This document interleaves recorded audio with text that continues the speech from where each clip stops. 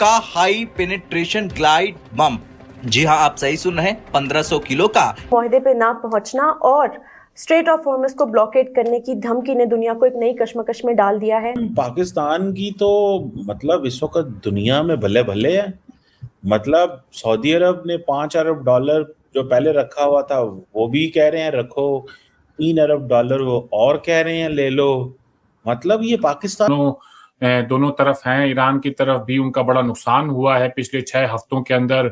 उनका बड़ा भारत ने अपने सबसे ताकतवर fighter jet Sukhoi Su-30 MKI को एक नई घातक क्षमता दे डाली। 1500 किलो इंटरनेशनल कॉज लेके किसी मुल्क पर हमलावर हुआ और उस मुल्क ने जवाब में एक उनकी इकोनॉमी तबाह हो गई, उनकी एयरफोर्स नेवी बड़ा जो है नुकसान उठाया है जी ईरान ने क्या किया है कि ये सारी की सारी, आज मैं देख रहा था मिनिस्ट्री ऑफ फाइनेंस जो है पाकिस्तान की, यानी एक बार इसे छोड़ा गया तो ये खुद अपने टारगेट तक पहुंचता है। जीपीएस और एडवांस नेशनल वाटरवे को, वाटर चैनल को उसने अपने कब्जे में ले लिया। अमेरिका ने 12 दिन की उस वक्त ईरान के ऊपर एक जंग मुसल्लत कर दी थी।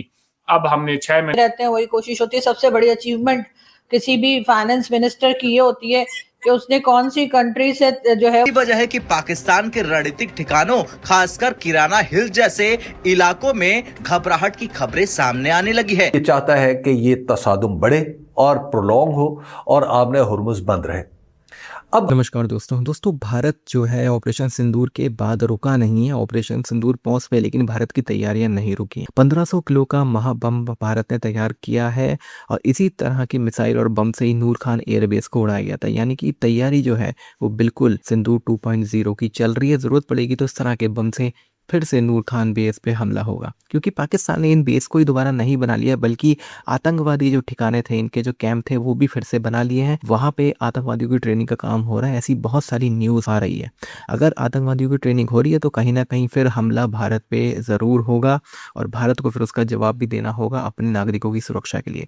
इसी वजह से भारत में तैयारियां चल रही हैं। 1500 किलो का महाबम तैयार है नूर खान एयरबेस के लिए और इसके सफल टेस्टिंग सुखोई MKI के साथ हो चुकी है। आप इस सब के बारे में क्या सोचते हैं कमेंट बॉक्स में ज़रूर लिखिएगा। वीडियो अच्छा लगे तो लाइक करें, शेयर करें, चैनल को सब्सक्राइब करना ना भूलें और बेल का आइकन प्रेस कर दें लेटेस्ट नोटिफिकेशन के लिए। आइए आगे बढ़ते हैं इस वीडियो में। मिसाइलें, ड्रोन्स, एयर स्ट्राइक्स, आसमान जैसे युद्ध का मैदान बन चुका है। अमेरिका भी इसमें सीधे सीधे इजराइल के साथ जुड़ा हुआ है। तनाव इतना ज्यादा बढ़ चुका है कि एक्सपर्ट्स खुलेआम कह रहे हैं कि अगर हालात नहीं संभले तो ये टकराव एक बड़े वैश्विक युद्ध का रूप ले सकता है। लेकिन इसी अफरा तफरी के बीच भारत ने एक ऐसा कदम उठा लिया जिसने पूरी दुनिया को चौंका दिया। चुपचाप, बिना शोर, बिना बयानबाजी के। दरअसल भारत में कुछ बड़ा पक रहा था और अब उसका असर दिखने लगा। भारत ने अपने सबसे ताकतवर fighter jet Sukhoi Su-30 MKI को एक नई घातक क्षमता दे डाली। 1500 किलो का हाई पेनिट्रेशन ग्लाइड बम।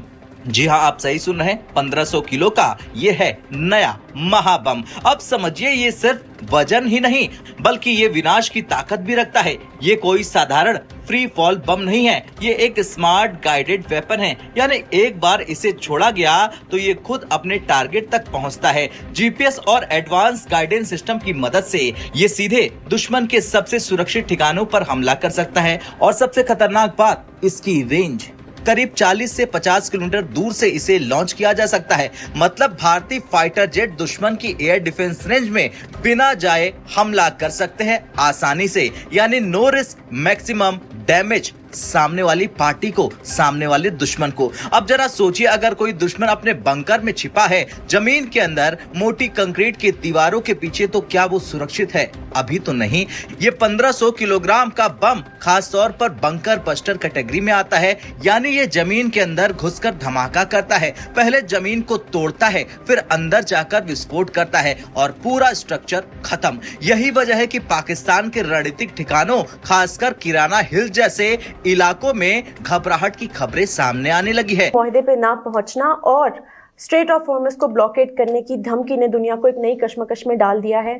अब क्या नए एक्टर्स भी इस तनाज़े में शामिल हो जाएंगे और हालात क्या मजीद बिगाड़ का शिकार होंगे, तो खराबी की तरफ जाएगी, या सिर्फ और सिर्फ ये तरीके हैं लेवरेज गेन करने के अपॉन दी अदर पार्टी?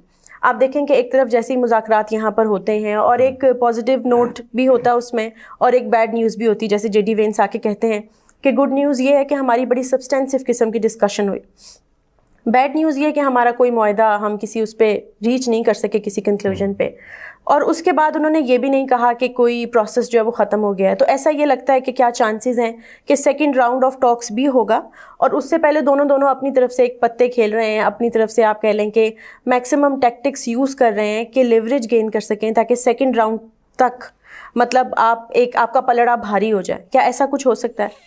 जहां तक लेवरेज लेने का मामला है तो ईरान ने एक इलाका फतह किया है जिसका नाम है आबना हुर्मुज़। ये शायद दुनिया की तारीख में पहली बार ऐसा हुआ होगा कि अमेरिका एक इंटरनेशनल कॉज लेके किसी मुल्क पर हमलावर हुआ और उस मुल्क ने जवाब में एक इंटरनेशनल वाटर चैनल को उसने अपने कब्जे में ले लिया।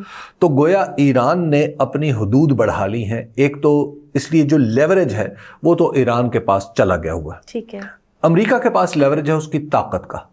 सफारतकारी के मैदान में अमेरिका मुकम्मल तौर पर नाकाम है। उस इसराइल के सिवा कोई और मुल्क नहीं है जो उसके साथ है और जो ये चाहता है कि ये तसादुम बढ़े और प्रोलॉन्ग हो और आबना हुर्मुज़ बंद रहे।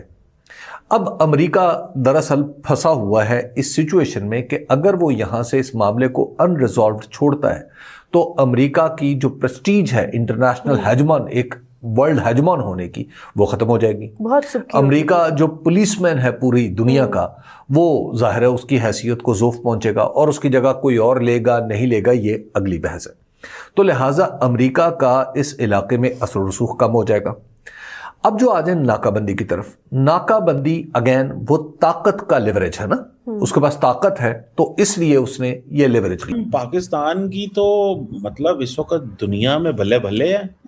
मतलब सऊदी अरब ने $5 अरब जो पहले रखा हुआ था वो भी कह रहे हैं रखो, $3 अरब वो और कह रहे हैं ले लो।